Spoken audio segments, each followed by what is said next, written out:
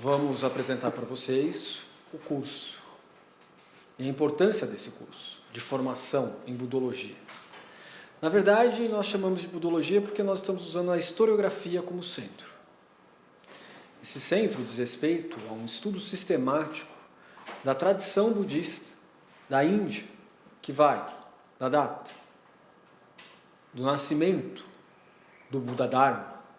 Buda Dharma quer dizer do budismo, ou da estrutura da verdade, do completo despertar. A palavra Buda é uma palavra que significa completo despertar no sentido de algo que já despertou. Portanto, há uma estruturação de passado nessa palavra.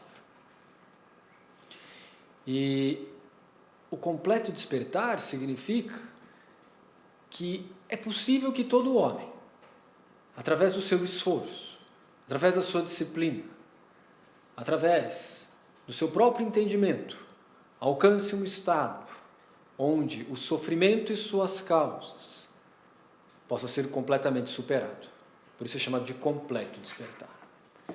Esse termo completo despertar, ele tem sua origem nos Vedas, mas no Buda Shakyamuni do século V antes de Cristo, até o século XIII depois de Cristo, que é o período onde nós vamos cobrir, com os textos clássicos, com os comentários, com os sutras. A palavra completo despertar adquiriu um outro significado, o significado de completa superação do sofrimento. Enquanto nos Vedas a palavra despertar tinha a ver com o sono, com o véu de Maya. Para quem está acostumado com Schopenhauer, essa palavra aparece sempre em Schopenhauer. Alguns especialistas dizem que não tem a ver, não tem influência diretamente védica sobre isso. Outros dizem que tem. A minha própria concepção é como é que alguém vai criar o termo véu de Maya se ele não está lendo isso. Então, claro que está presente a influência védica sobre Schopenhauer, mas isso é conversa para outro momento. Então, o véu de Maya, o véu da ilusão, paira sobre os homens, mantendo dentro de uma existência cíclica, onde uma substância que teria sido gerada, não criada, por um Deus chamado Brahman, constituinte de todas as coisas, consubstancial a todas as coisas, teria gerado essas partículas menores chamado Atman. Eu, você, nós seríamos Atmans. Para descobrir a si mesmo. O que ele faria nas diversas possibilidades da vida. E no final, o homem retornaria para Brahman, portando esse conhecimento e transmitindo para essa matriz originária, Brahman, o seu conhecimento. E ele atingiria o completo despertar unicamente quando se dissolvesse novamente em Brahman. Portanto, um ciclo de ida e um ciclo de volta. Um ciclo de ida, um ciclo de volta. São os yugas, né? Depois isso entra na cosmologia indiana e começa com as periodizações de tempos de universo e etc. Né? Há uma extrapolação do Atman para a cosmologia externa. E nós veremos isso, claro, isso está presente no Buda Dharma. Aonde? Na teoria da realidade, chamado de Abhidharma Pitaka. Abhi quer dizer superior, supremo, universal, completo. Dharma quer dizer verdade, realidade. Olha, são 36 possibilidades. Na verdade tem mais, mas 36 possibilidades semânticas literais da palavra Dharma. Então nós temos que nos acostumar com essa abertura semântica da coisa. Ainda mais no cabedal interpretativo, que acaba se tornando algo mais profundo ainda, mais amplo ainda. Então nós temos o Abhidharma, a teoria da realidade, onde essa questão do completo despertar vai ser transformada pelo Buda histórico, não mais no dizer de um Deus que gera. Olha, não tem a ver com o Deus do nosso cristianismo, nem do judaísmo. Deus do nosso cristianismo, nosso judaísmo, não trabalha a questão geracional. Nós não temos isso, isso é negado. O único que é consubstancial a Deus, que nós chamamos de o Pai, por influência de Jesus, é o próprio Jesus. E o Espírito Santo não, o Espírito Santo procede do Pai e do Filho, não se fala nem se é consubstancial ou não, é só o único que é consubstancial ao Pai de maneira direta é Jesus. Não que o Espírito Santo seja menor, aí nós temos que entrar na Trindade de Agostinho.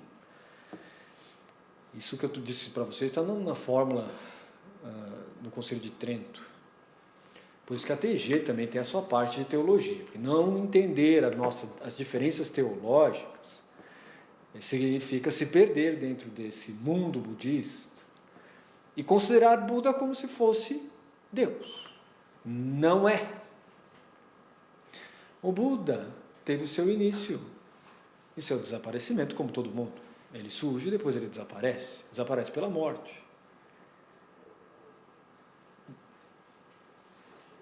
Viveu por volta de 80 anos. Uma coleção vasta. Tudo aquilo que ele escreveu. Não, ele falou. Nós não temos uma evidência histórica de escrita direta do Buda. Há controvérsias em relação ao Sutta Nipada, que é uma coleção extremamente antiga no cânone Pali, mas mais antiga ainda no cânone chinês. Hoje, os especialistas na tradição Pali, também chamada de Theravada, se voltam para o cânon chinês. O que é o cânon chinês? É uma coleção, 70, 80 volumes. Nós temos aqui na TG 3 Tripitakas, 3 coleções para pesquisa de todos aqui. Mas claro que você precisa saber chinês clássico ou tibetano. E chinês clássico nós estamos falando é necessário que a gente veja qual período, em qual dinastia chinesa aquele Tripitaka foi traduzido do sânscrito para o chinês. Então, pegar aquelas significações todas e trazer para dentro do seu tempo, então traduzir aqueles textos. Por isso que aqui na TG, no ITBC, nós temos também um instrumental na língua chinesa. Por quê? Para a gente conseguir chegar nesse ponto. Então, essa grande coleção chamada de Tripitaka, essa palavra tri está presente porque são 3 categorias dos ensinamentos que são as mesmas categorias que vocês vão estudar. A primeira categoria é chamada de Vinaya, no atual Hindi é Vinaya. Temos também a meditação, que a tradução Mahayana é a tradução Pali ou Hinayana, ou Theravada, ou Stavirayana, todos são sinônimos. Chama de Sutta Pitaka, em Pali, em sânscrito Sutra Pitaka. São discursos expositivos onde o Buda tem como objetivo ensinar sobre meditação. Qual é o objetivo, por sua vez, da meditação?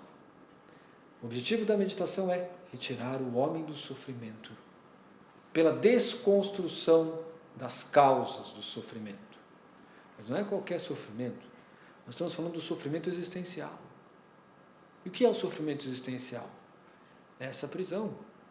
Essa prisão que diz respeito ao envelhecimento, à morte, ao adoecimento, às diversas partes da nossa mente que se sentem frustradas, insatisfeitas, e que, portanto, têm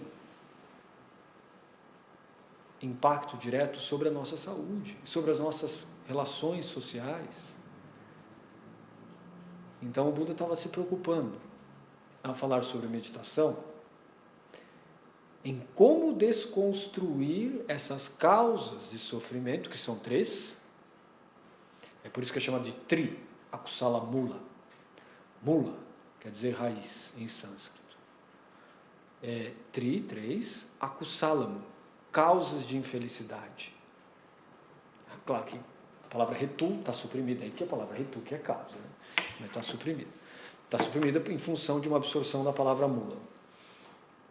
Mas, quais são essas 3 causas? Ignorância distorsiva, apego fixado e inimizade, ódio. Em sânscrito, avidya. Avidya quer dizer o A na frente, né? Quer dizer uma negação. Vidya quer dizer conhecimento direto. Há um não conhecimento. há uma ignorância, portanto. Upadana, uma fixação sobre um desejo. E advesa quer dizer aquilo que separa, aquilo que não une. Advesa, aquilo que não une, aquilo que separa. Aí o ódio, a raiva. Então o Buda dizia que a raiz principal de tudo isso é ainda a vidya, a ignorância distorsiva. E essa ignorância distorsiva pode ser superada pelo homem graças a uma condição que todo ser senciente possui. Uma condição potencial. A possibilidade de ser gerado a partir de uma construção dentro da verdade. Portanto, potencial para a verdade. Qual a verdade? Essa verdade que desperta. Não mais uma verdade que desperta para Brahman, mas uma verdade que desperta para uma verdade última, chamada de interdependência. Interdependência que afirma o vazio de todas as coisas. Quando a gente fala vazio de todas as coisas, a gente tem que tomar um certo cuidado, porque às vezes a gente pensa que o vazio quer dizer nada. O vazio não quer dizer nada nesse ponto. O vazio quer dizer a possibilidade total de um conhecimento, de uma maneira de viver, de um ser existencial, não mais transcendente para o campo daquilo que o tempo não alcança, nem a impermanência chega, mas dentro da própria imanência, alcançar um estado tal, aonde esse estado, aonde essa condição existencial se autoproduz, sem esforço. É como colocar uma roda em movimento. Todos nós aprendemos pela primeira lei de Newton que algo que está em repouso, permanece em repouso, até que algo movimente. Se não tiver atrito nenhum, aquilo permanece em movimento, sempre. Aqui é a mesma ideia. A ideia de um giro da roda do Dharma que se auto-reproduz. Então, quando se fala, quando o Buda diz sobre a realização ou aquisição, em sânscrito praptir, ele está dizendo dessa possibilidade onde há uma autoprodução do conhecimento, uma autoprodução do ser, uma autoprodução da existência que vai além do sofrimento, que supera o sofrimento, que supera o ciclo de aflições mentais e emocionais. Isso é chamado de cessação, nirodha, em sânscrito, nirodha, quer dizer a possibilidade de cessar completamente toda essa roda aflitiva, cheia de sofrimentos. Sofrimento em sânscrito quer dizer dukkha, que também quer dizer insatisfação, além de sofrimento, além de dor.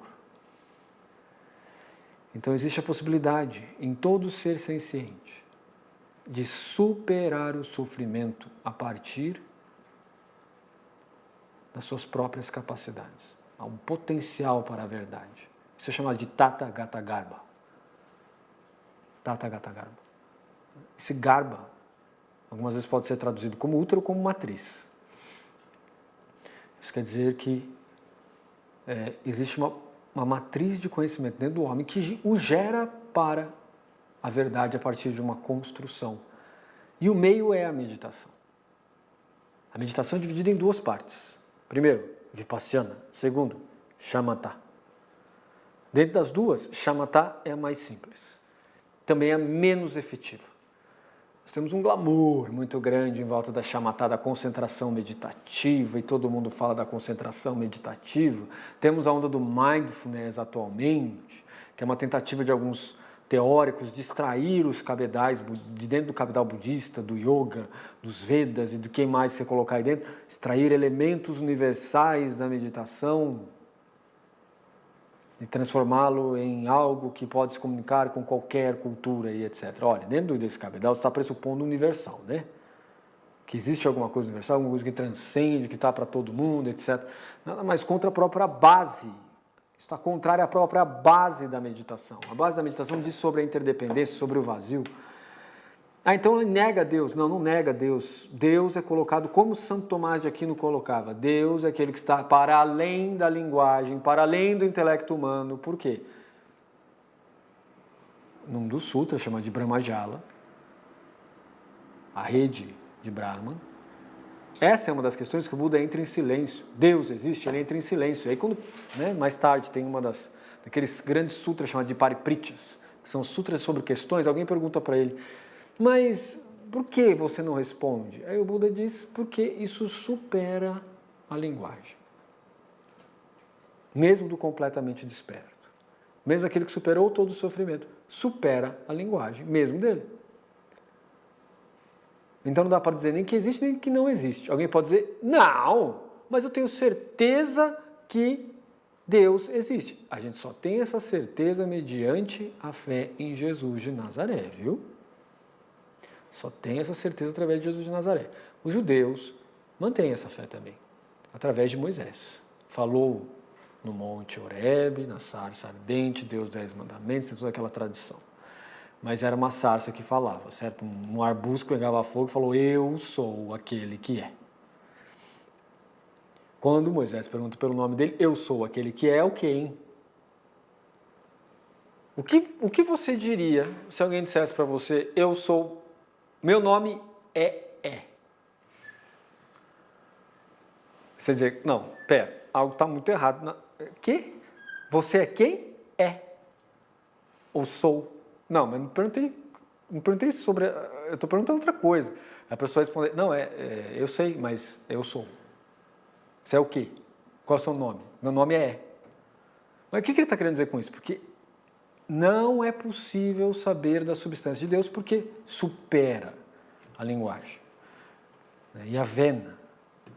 Na verdade, não se sabe muito bem qual foi a palavra exata que foi colocada pela sarça ardente para Moisés, porque essa linguagem foi extraída, né? foi se perdendo ao longo de toda a tradição e etc.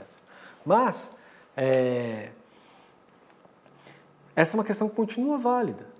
Santo Tomás de Aquino, na fase áurea da escolástica, questão 1, Suma Teológica, fala a mesma coisa. Deus é aquele que nada pode ser dito. Portanto, está para além da linguagem. E o Buda estava dizendo isso no século V a.C. Só que ele não estava isolado, né? Quem coloca a cabeça para pensar sobre a coisa, chega nesse ponto. Jesus não tinha aparecido ainda.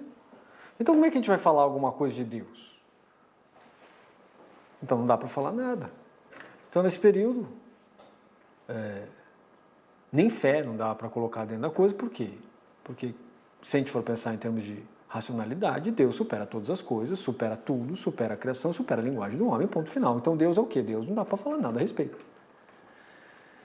E o Buda não escapou desse problema, não fala nada a respeito. Por isso é estranho colocar Buda como se fosse um Deus e fazer preces para Buda. Simplesmente estranho. Porque no Mahaparinirvana Sutra ele fala, não façam. No último sutra que ele falou, o último discurso dado pelo Buda. Nós estamos falando daquela fase que ele estava morrendo com hemorragia. Diante de uma intoxicação alimentar ou uma doença coronária, não se sabe muito bem ao certo. A causa de morte dele, né? Claro, século V a.C., como é que você vai ter precisão em alguma coisa? Ele diz, eu não sou Deus, não façam imagem e não façam preces. Quando você vê aquela estupa gigantesca no Nepal, que só tem os olhos, tudo quanto é filme tem essa estupa gigantesca.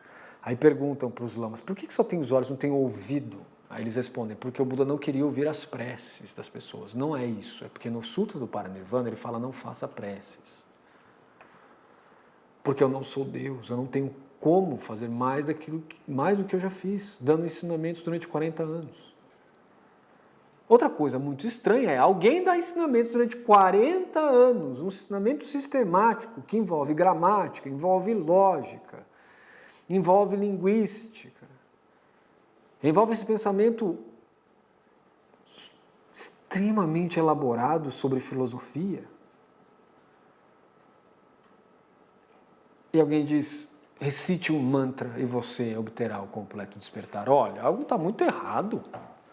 Por que alguém passa 40 anos ensinando? E se você consegue estar um mantra, você já atinge o completo despertar.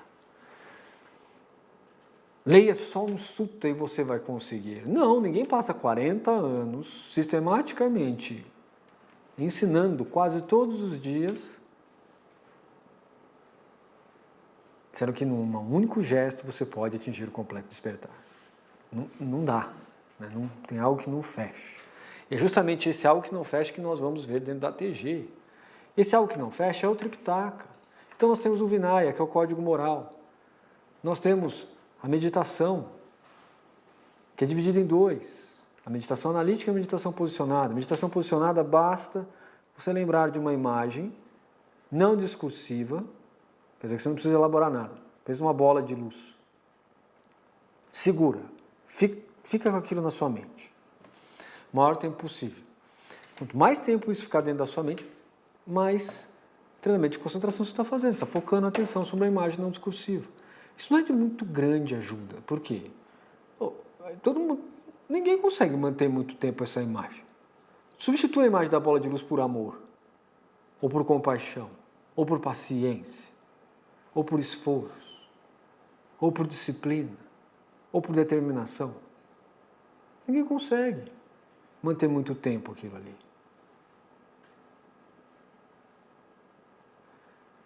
Agora, a meditação analítica é de grande ajuda. É de imensa ajuda. Por quê? Porque a maneira como a gente pensa, a maneira como o homem pensa, é discursivo. Nós discursamos para a gente mesmo o tempo todo. Nós falamos com a gente mesmo o tempo todo. Nós usamos a linguagem falada.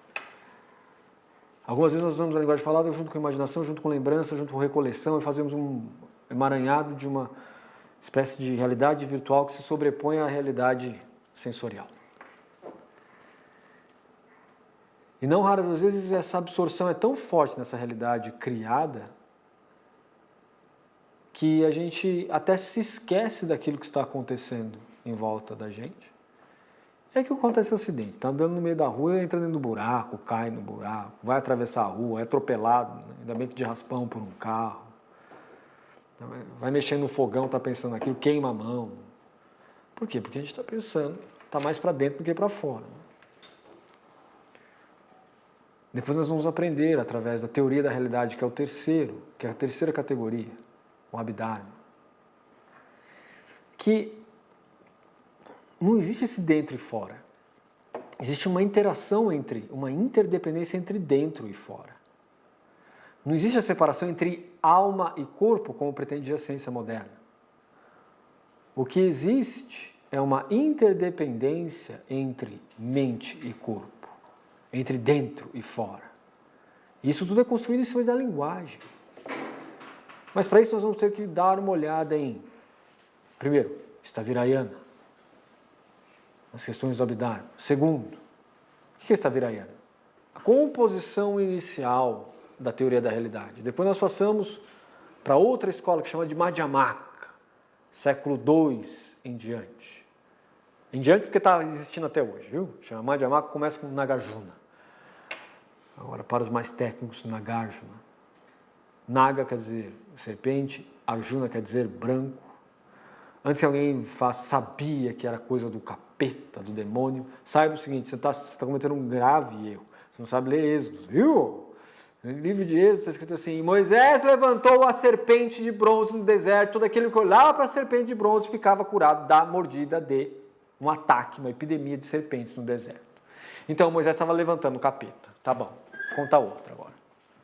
Então essa questão da imagem da serpente, ela não quer dizer de forma nenhuma uma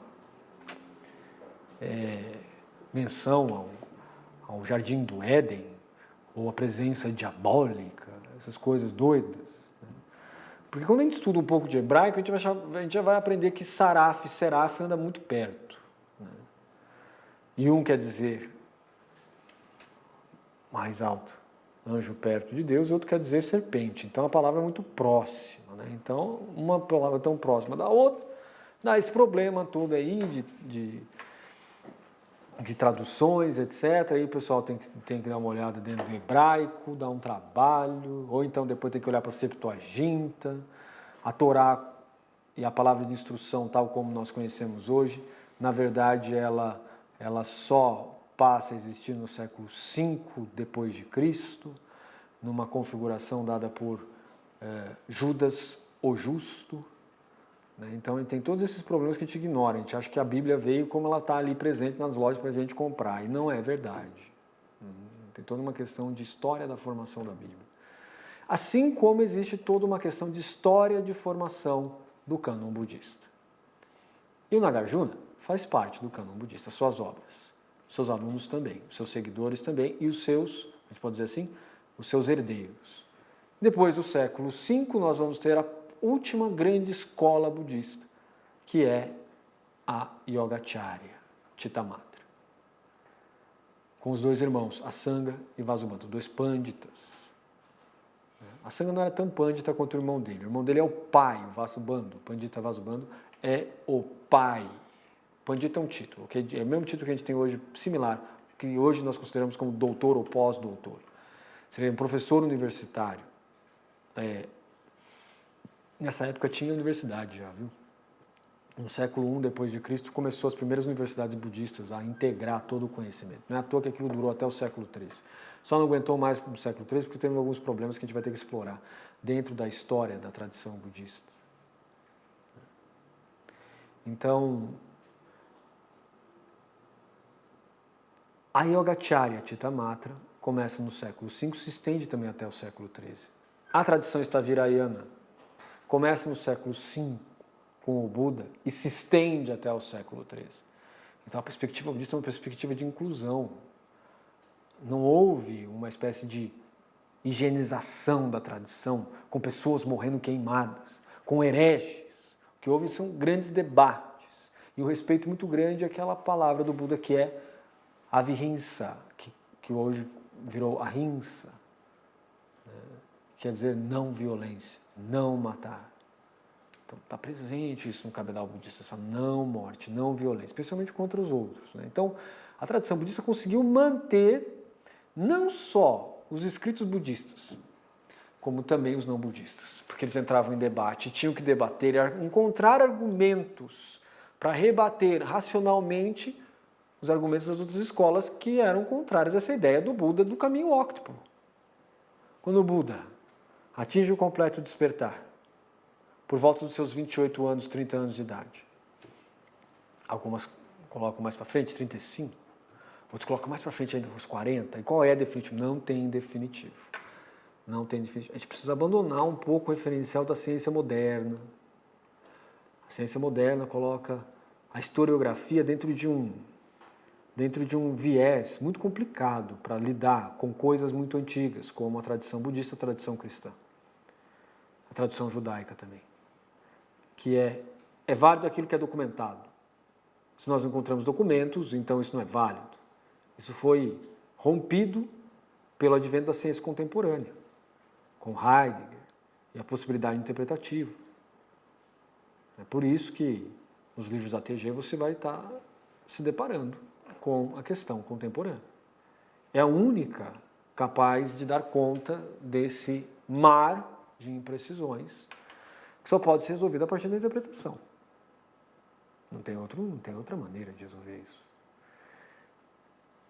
E a tradição budista tem essa tradição também de interpretações e debates, ou seja, né, então está confluindo a coisa. Então, quer dizer que eu vou estudar o Abhidharma, e que ele é dividido em 3 grandes escolas, isso mesmo, com suas obras, etc. São grandes manuais de filosofia. Mas por que é que eu vou estudar Abhidharma? Se o meu interesse é a meditação e a superação do sofrimento, precisamente porque a análise meditativa, Vipassana, um dos tipos da meditação, depende do entendimento do Abhidharma. Sem o Abhidharma, não é possível avançar para as aquisições, para as práticas, para as realizações. E para que serve o código moral? Com as suas diversas categorias, como, por exemplo, os 10 preceitos ou 10 caminhos das ações não virtuosas, os votos de liberação individual, os votos dos bhikshus e bhikshunis, dos pedintes de esmolas de alimentos, por fim, os votos bodhisattva, daqueles que procuram pelo completo despertar para o benefício de todos os seres. E ainda tem mais uma subdivisão aqui dentro, que é do Tantrayana ou Vajrayana, que é aqueles que buscam realizar o completo despertar em uma única existência. Já pensou que coisa doida? Atingir o completo despertar dentro da tradição budista não é como a gente tem a concepção aqui no Ocidente brasileiro, católico, de que eu morro, ou eu vou para o inferno, ou eu vou para o céu, ou eu vou para o purgatório. O purgatório é muito interessante porque o purgatório estende a coisa, né? Eu entro no purgatório. Qual é a pena do purgatório? 10 milhões de anos no purgatório, meditando sobre o quê? Sobre suas experiências, sobre a realidade de Deus. Então, ninguém sabe direito como é que está o de purgatório. Nós temos até um GT aqui dentro da TG, que é o GT sobre o purgatório, a historicidade do purgatório, para tentar entender essa questão. Porque a pessoa não morre dentro do catolicismo, que é a gênese do cristianismo, e vai direto para o céu ou vai direto para o inferno. Tem que passar por um período intermediário para que realmente atinja o céu ou realmente atinja o inferno. Você não vai mais, né? Você entrou no purgatório, você não está mais condenado, né? Então você está no caminho da coisa. Na tradição budista nós temos 10 kalpas. Cada kalpa, éon e kalpa são coisas distintas. Éon é a circulação do Sol nas 12 casas do zodíaco. Kalpas, não. Kalpas tem a ver com o início e desaparecimento de um tempo de universo. O universo todo. Ele começa, vai, entra numa entropia e desaparece. Depois ele surge de novo, começa de novo, todo o desenvolvimento vai, desaparece. A gente pode dizer que é um ciclo, então. Isso é um kalpa. Quantos kalpas demoraria para a pessoa se transformar num Buda, se tornar um Buda, treinando constantemente todas as vidas, etc. 10. Fácil, hein? Estamos indo. Mas aí nós temos o sistema Vajrayana. Em uma única vida, a pessoa pode se tornar um ser completamente desperto, que superou a morte, superou o envelhecimento, superou o adoecimento. E alguém pode me dizer, com toda certeza, eu sei que isso está rolando na cabeça sua, que é: mas o Buda não morreu? Do que você está falando? Então, no conceito do Vajrayana, nós temos 3 corpos: Dharmakaya, Sambhogakaya e Nirmanakaya. Dharmakaya quer dizer o corpo verdade. Esse corpo é completamente destrutivo, significa a mescla entre a mente e o próprio campo da verdade, última, a interdependência. Depois nós temos Sambhogakaya, quer dizer, o campo mesclado a um tipo de corpo que dura um kalpa todo. O tipo de natureza do corpo que dura um kalpa todo. Ou pode durar mais do que um kalpa todo, ou pode durar milhares de kalpas, depende. E, por fim, nós temos Nirmanakaya. Nirmanakaya morre rapidinho. Nirmanakaya, 80 anos no corpo de um humano aqui, olha lá, já morre. Já. Por isso que o Buda Shakyamuni, o Buda histórico, dentro desse referencial, chamado de Vajrayana, que é uma subseção do Bodhisattva Yana. Yana quer dizer sistema. Coloca essa problemática de como que o Buda superou a morte, como que ele superou o adoecimento, como que ele superou o envelhecimento. E ele diz através dos 3 corpos. Um corpo é esse que a gente percebe e que morre. Vai ter mais 2, Sambhogakaya e Dharmakaya. Esses 2 não. Agora, todos eles foram construídos mediante as 3 cestas de ensinamentos, as 3 categorias. Moral, que garante a base de uma vida mais tranquila, para conseguir passar para o segundo nível, que é meditação, a prática da meditação, e o terceiro nível, que é a teoria da realidade, o estudo sobre a realidade. Um dos pilares da tradição budista está no Sutra do Ouro Refinado, e ele diz assim, o Buda diz assim: não acredite nos meus ensinamentos só porque eu sou o Buda e você me considera um bom professor ou alguém realizado. Teste todas as minhas palavras. Assim como alguém que trabalha com ouro, testa o ouro. Purifica o ouro. Até chegar à essência do ouro, que é o ouro refinado.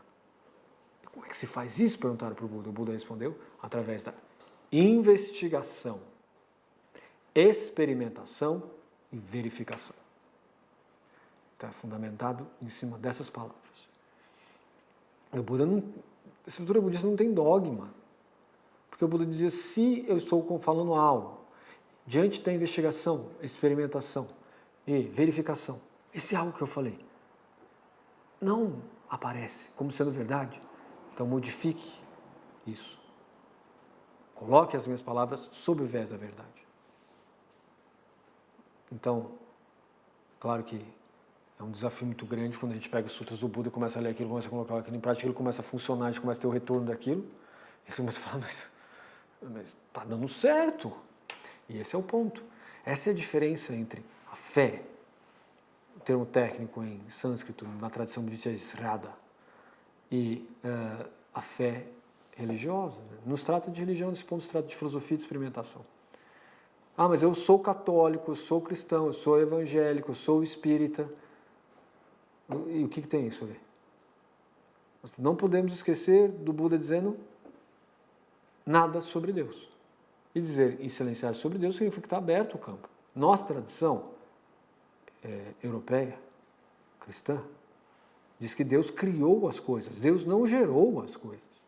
Portanto, quando Buda Shakyamuni diz Anatman, não ao Atman, não aquela substância gerada de Brahman, que é divina em todas as coisas, o Buda diz não, ele não está negando o cristianismo, ele está negando o brahmanismo. O cristianismo já parte do pressuposto da negação de Brahman. Não existe consubstancialidade com Deus.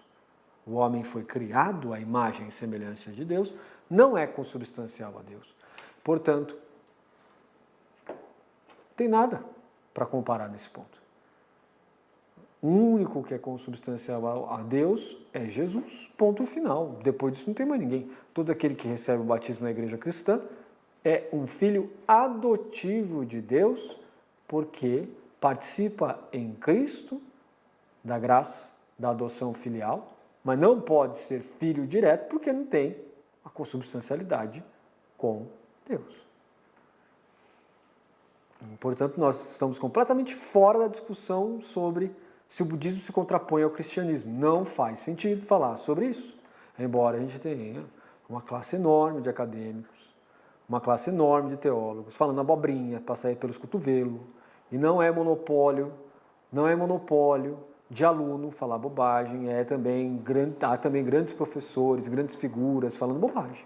Por quê? Porque falta cabedal teológico que nós aqui na TG já temos.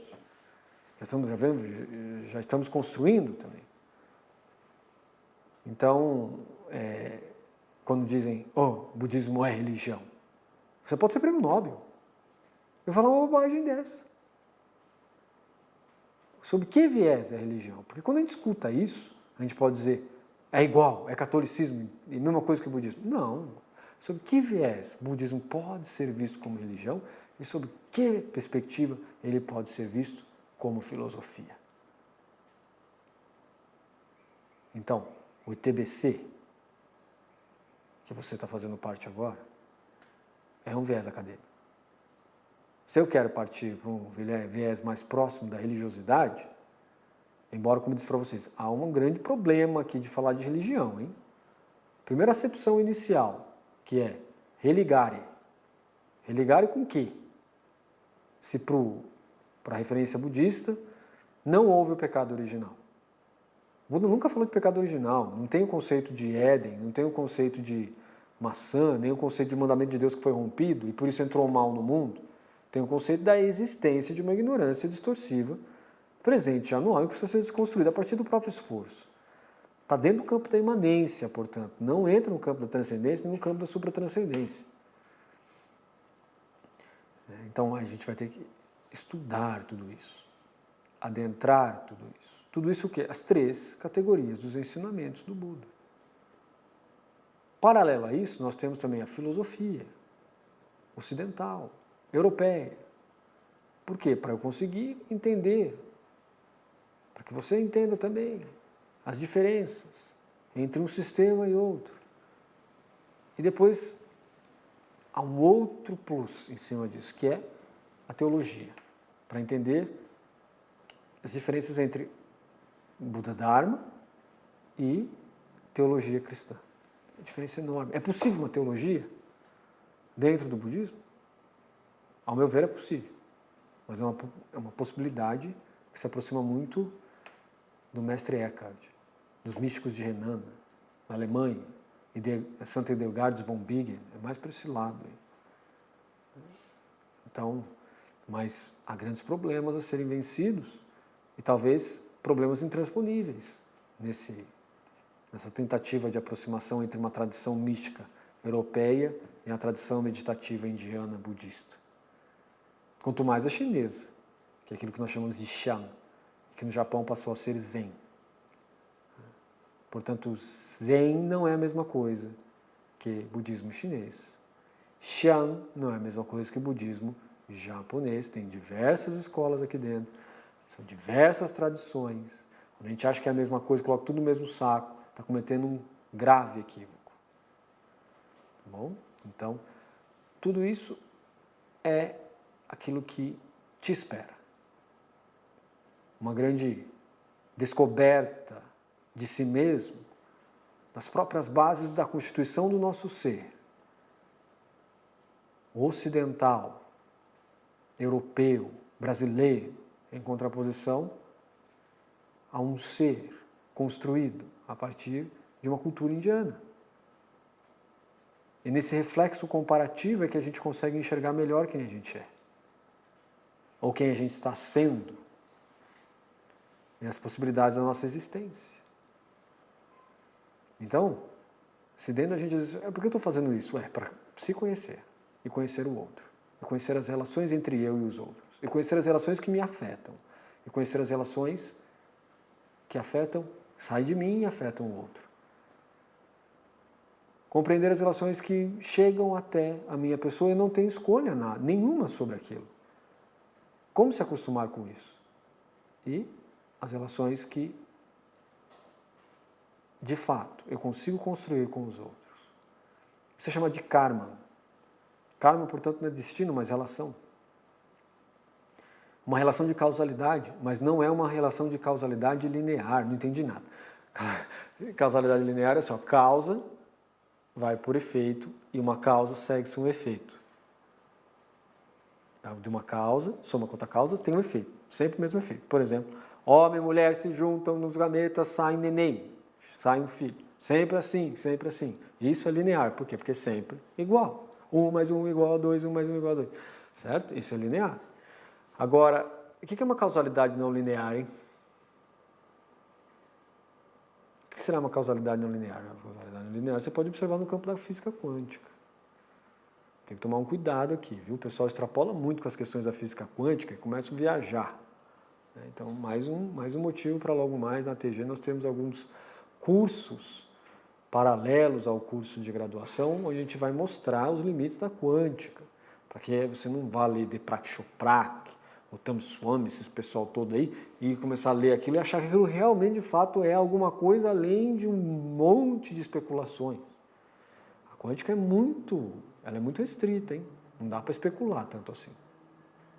Bom, então, isso tudo tem a ver com essa busca que nós temos, não só por bem-estar, mas por algo que supera o bem-estar. Ah, então é a felicidade. Não, é algo que supera a felicidade. Tem algo que supera a felicidade? Tem algo que supera a felicidade. É chamado de paz. Estado de pacificação. O que se busca dentro do Buda Dharma não é a felicidade, é a paz. Então esse é o nosso objetivo. Esse é o nosso objetivo. É por isso que nós estudamos tudo isso. Para que essa paz possa ser construída e permaneça e se auto-reproduza. Ok? Então, eu espero que vocês estudem, coloquem em prática através da meditação e investiguem cada vez mais a realidade. Obrigado.